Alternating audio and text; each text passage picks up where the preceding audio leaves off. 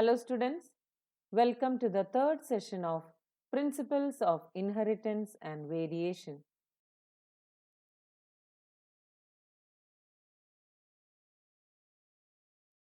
In the previous sessions, we had discussed about the inheritance of one gene. Let's see how inheritance of two genes occur. Mendel crossed pea plants that differed in two characters as seen in the cross between a pea plant that has seeds with yellow color and round shape and the one that had seeds of green color and wrinkled shape. Mendel found out that the seeds resulting from the crossing of the parents had yellow colored and round seeds because yellow color was dominant over green and round shape was dominant over wrinkled. These results were identical to those he got when he made separate monohybrid crosses between yellow and green seeded plants and between round and wrinkled seeded plants.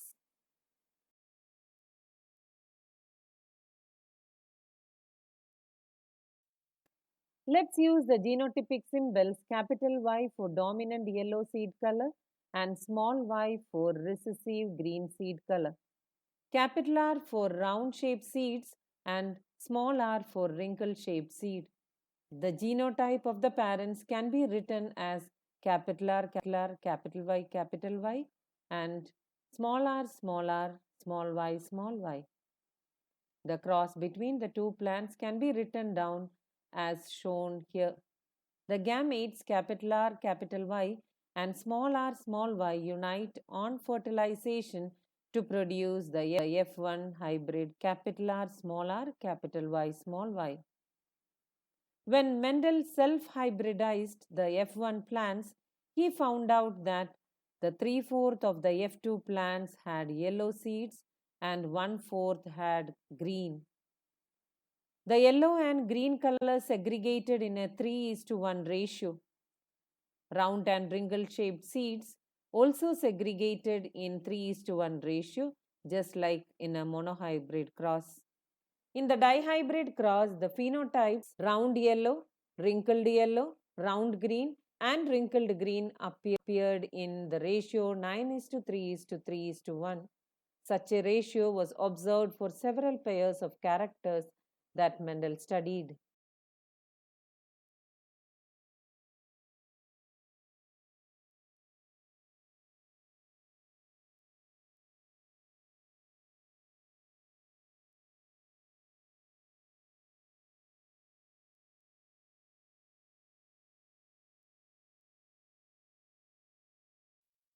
Based on such observations on dihybrid crosses, Mendel proposed a second set of generalizations that we call Mendel's law of independent assortment. The law states that when two pairs of traits are combined in a hybrid, segregation of one pair of characters is independent of the other pair of characters. Why did Mendel's work remain unrecognized? Firstly, communication was not easy in those days and his work could not be widely publicized. Secondly, his concept of genes as stable and discrete units that controlled the expression of traits and of the pair of alleles which did not blend with each other was not accepted by his contemporaries as an explanation for the apparently continuous variation seen in nature. Thirdly, Mendel's approach of using mathematics to explain biological phenomena was totally new and unacceptable to many of the biologists of his time. Finally, though Mendel's work suggested that factors were discrete units, he could not provide any physical proof for the existence of factors or say what they are made of.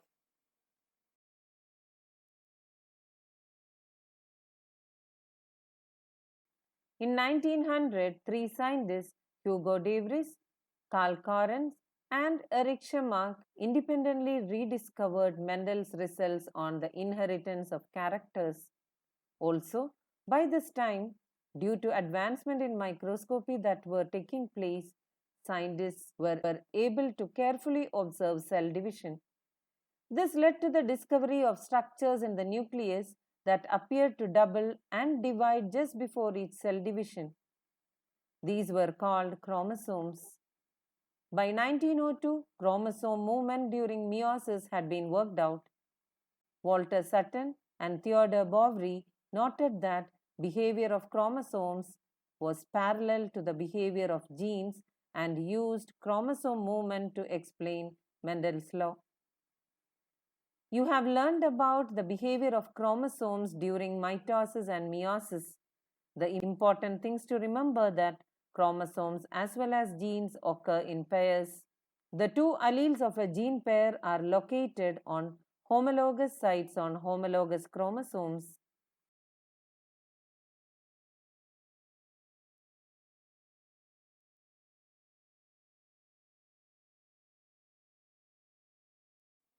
Walter Sutton and Theodore Boveri in 1902 proposed chromosomal theory of inheritance.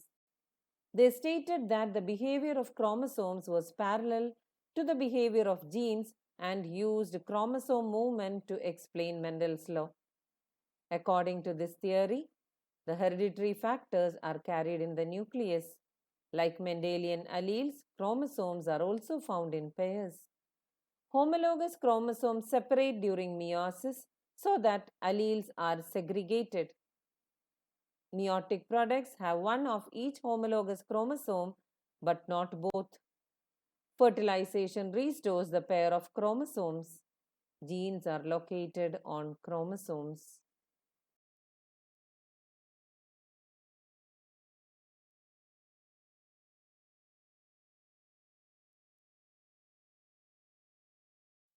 Thomas and Morgan and his colleagues conducted the experimental verification of the chromosomal theory of inheritance led to the discovery of the basis for the variation that sexual reproduction produced. Morgan worked with the tiny fruit flies Drosophila melanogaster, which were found very suitable for such studies. They could be grown on simple synthetic medium in the laboratory. They complete their life cycle in about 2 weeks. A single mating could produce a large number of progenies. There were a clear differentiation between male and female flies. Also, it has many types of hereditary variations that can be seen with low power microscopes.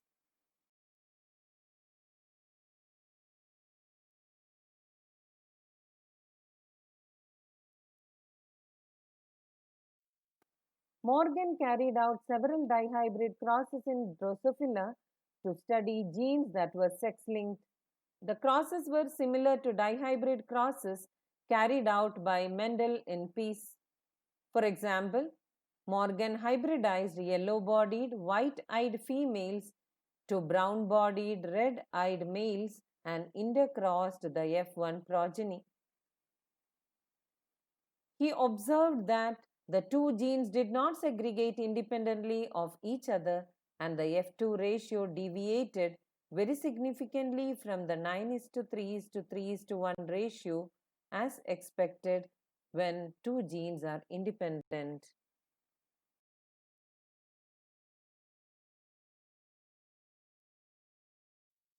Morgan and his group knew that the genes were located on the X chromosome.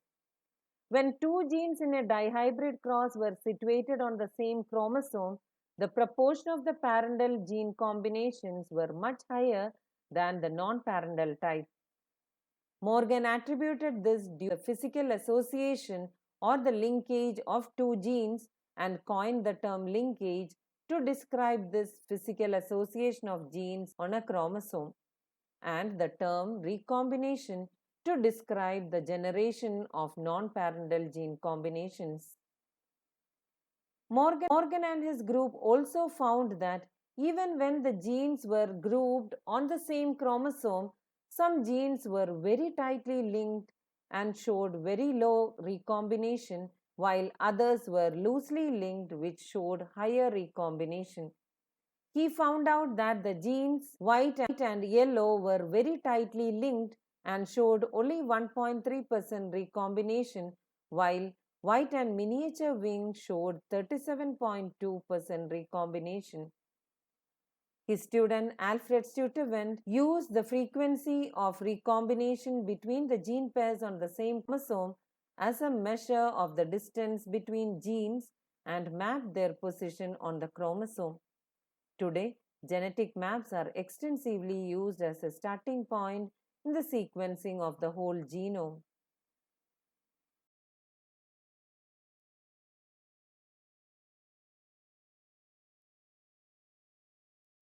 In this session, we have discussed about Mendel's law of independent assortment, chromosomal theory of inheritance, linkage, and recombination.